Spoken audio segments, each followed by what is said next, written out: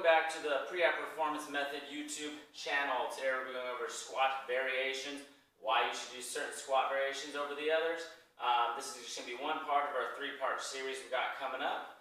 So we're going to first start off kind of the fundamental lifts. We'll start with the back squat, front squat, overhead squat, and then we'll go into a few more variations after that. So the first one's going to be the back squat. This is more so because the weight's going to be on our back, so it's behind us, which is we're going to require us to do more of a forward lean as we squat down. So this is going to require more hip range of motion, but less ankle range of motion.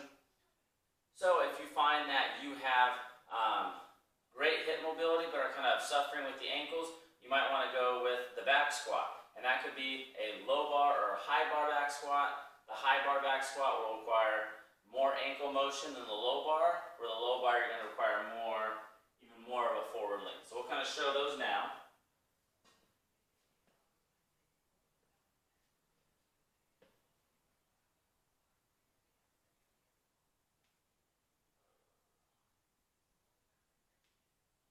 So that's going to be more of a high bar back squat, where a low bar, the bar will be a little bit lower on the back, and it'll be more of a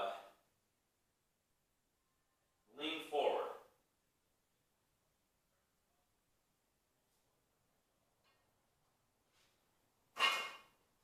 The low bar back squat is typically more used in powerlifting realms, it seems. I prefer the high bar myself, but I have plenty of ankle motion to work with. When looking at the front squat, one is going to require more wrist, elbow, and shoulder rotational range of motion to get into the proper position.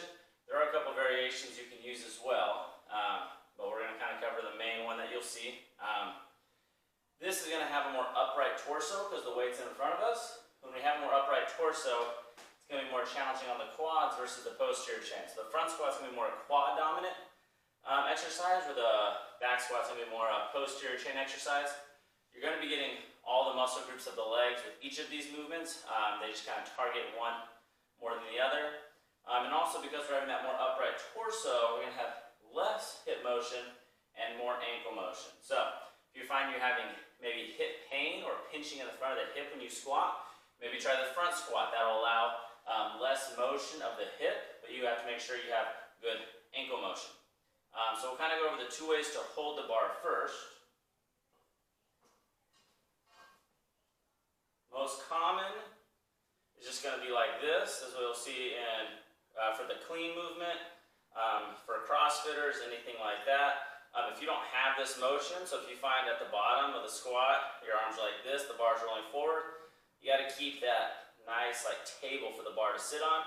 If you can't do that, you may want to try keeping it on your shoulders, so it shouldn't come off, and then crossing your arms like this, and that will decrease the amount of motion that you need. But for our purposes, we'll show you kind of how this requires more ankle motion than the back squat.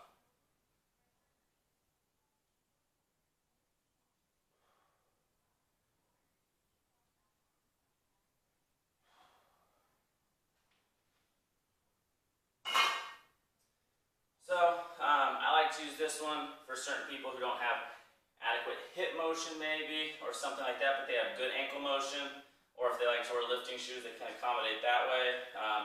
But you do have to have that good shoulder range of motion, because if not, as you go down to the squat, you'll kind of round and the bar is going to fall. This is what's great also for transferring over to Olympic lifting, such as a clean, because that's the exact position you're going to catch in. So you got to have a good front squat if you want to be able to clean a lot of weight for like Olympic lifting.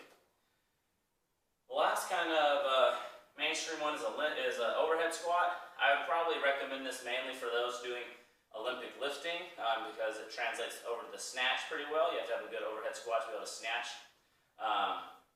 Other than that, it requires a ton of ankle and hip mobility along with shoulder mobility. If you're not doing it right, you can get injured.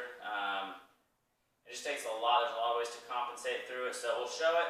But I really recommend it just if you're using it to translate over to the snatch if you're doing CrossFit or Olympic lifting.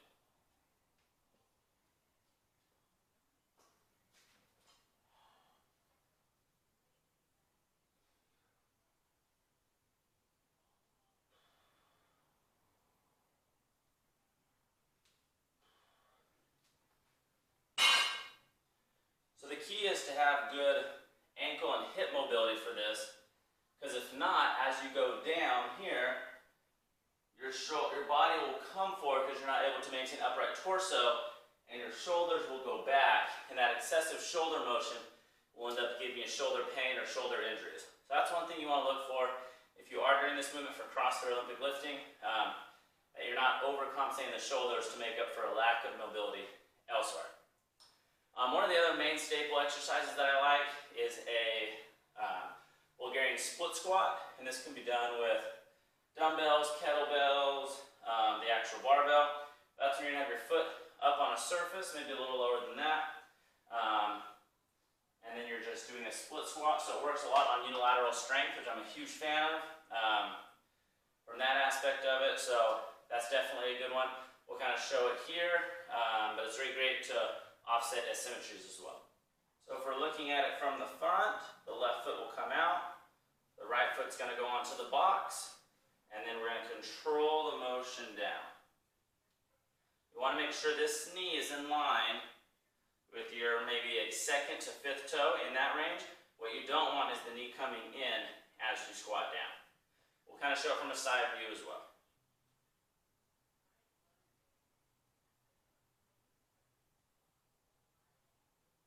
Okay guys, those are kind of the foundational lifts.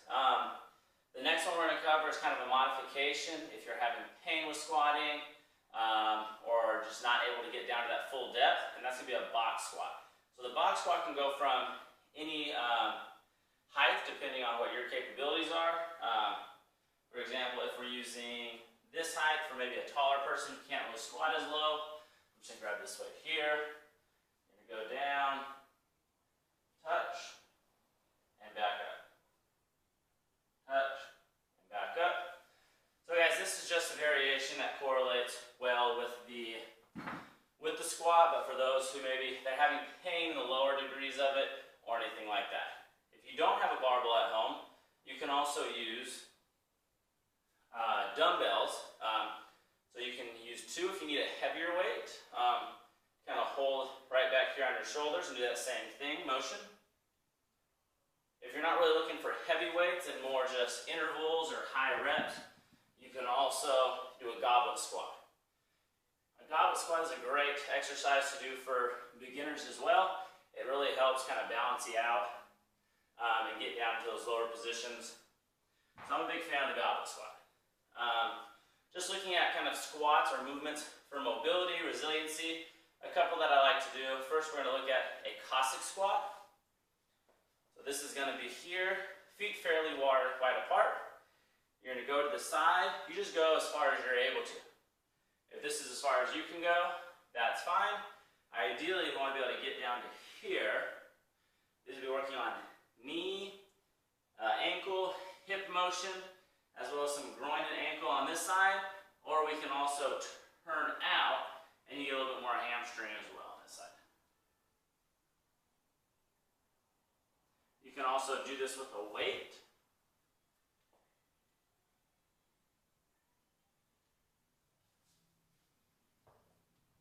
That's one of my favorite accessory lifts. It's different from a regular squat, which is up and down in the sagittal plane. You're going to do that frontal plane going to the side. So that's an accessory lift that I think most people should be doing. If you can't get down that low due to mobility, start just with like a side lunge. That's a great as well. Next we're going to look at the pistol. Everyone kind of likes to do the pistol. It is a more high technique and high advanced lift just because of the amount of ankle and hip mobility that it requires. It is fun to do, but it's not necessarily something that you have to be able to do to, live and function. But essentially that's going to be slowly controlling on the way down. You want to be able to control this motion. You don't want to just be coming down there and bouncing back out of it. So you want to be able to control it. Along with the strength of this leg, as you go down, you have to have strength and control of this leg to be able to hold it off the ground as well. But like I said, guys, that one's not super necessary. It's just kind of if you want something to work on. The last guy squat, and one of my favorites, really just working on quad strength, eccentric control. To me, I say it really builds tissue resiliency in the knees, the quad muscles themselves, and I think it's just a great movement to learn body control. Not something you have to do, and it's certainly not where you would start. You could start doing a Nordic reverse curl, but we're going to look at the sissy squat. So that's kind of coming up onto the toes. As you go down, you're keeping your body nice and straight. Hands can come out in front of you. The body should stay straight the whole time, touching down and back up. You want to keep your body in that straight line. If you can start by doing like a plie squat, which is kind of like that. That'll still focus more on your knees, but for a sissy squat, we're going to stay nice and straight, keep it controlled. The key for that one really, guys, is keeping it in control. So that, guys, to take a wrap, that's kind of the main variations that I like to stick to. You have your fundamentals. The Bulgarian split squat and the Cossack squat are accessory lifts that I love to program in. I think they're fantastic for not only increasing your mobility and control, but also just overall strength and improving your lifts. So definitely try those two out. And if you want a little bit more advanced stuff, try to work on the pistol or the sissy squat. But for those guys, take your time, progress gradually. Don't just jump straight into it if you've never done it before. Make sure you guys subscribe and tune in next time. We're going to be covering some squat techniques and some faults that I usually see. See you guys next time.